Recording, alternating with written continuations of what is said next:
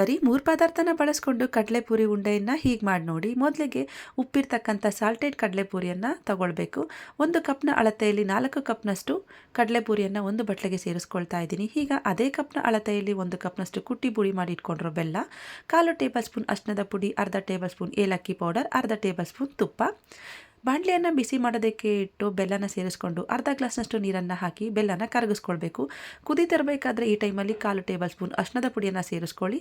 ಬೇಡ ಅನ್ನೋರು ಸ್ಕಿಪ್ ಮಾಡಿ ಅಥವಾ ನಿಮ್ಮ ಇಷ್ಟದ ಕಲರ್ನ ಸೇರಿಸ್ಕೊಂಡು ಗಟ್ಟಿ ಪಾಕ ಬರೋ ತನಕ ಚೆನ್ನಾಗಿ ಕಾಯಿಸ್ಕೊಳ್ಬೇಕು. ನೋಡಿ, ಈ ರೀತಿ ತುಂಬಾ ಗಟ್ಟಿಯಾಗಿ ಬರಬೇಕು. ಹಾಕಿದ್ರೆ ಈ ರೀತಿ ಕಲ್ ಥರ ಸೌಂಡ್ ಬರಬೇಕು. ಈಗ ಇದಕ್ಕೆ 1/4 ಟೇಬಲ್ ಸ್ಪೂನಷ್ಟು ಏಲಕ್ಕಿ ಪೌಡರ್, ಹಾಗೆ 4 ಕಪ್ನಷ್ಟು ಕಡಲೆಪುರಿ, ಅರ್ಧ ಟೇಬಲ್ ಸ್ಪೂನಷ್ಟು ತುಪ್ಪನ ಸೇರಿಸ್ಕೊಂಡು ಚೆನ್ನಾಗಿ ಮಿಕ್ಸ್ ಮಾಡಿ ಕೊಡಿ. ಕಡಲೆಪುರಿ ಮತ್ತು ತುಪ್ಪನ ಹಾಕಬೇಕಾದ್ರೆ ಸ್ಟೌವನ್ನು ಆಫ್ ಮಾಡ್ಕೊಳ್ಬೇಕು, ಇಲ್ಲಾಂದರೆ ತುಂಬಾ ಗಟ್ಟಿಯಾಗಿಬಿಡುತ್ತೆ. ಈಗ ಕೈನ ತೇವ ಮಾಡಿಕೊಂಡು ನಿಮ್ಗೆ ಇಷ್ಟವಾದ ಆಕಾರದಲ್ಲಿ ಉಂಡೆಯನ್ನು ರೆಡಿ ಮಾಡಿಕೊಂಡ್ರೆ ಕಡಲೆಪುರಿ ಉಂಡೆ ರೆಡಿ.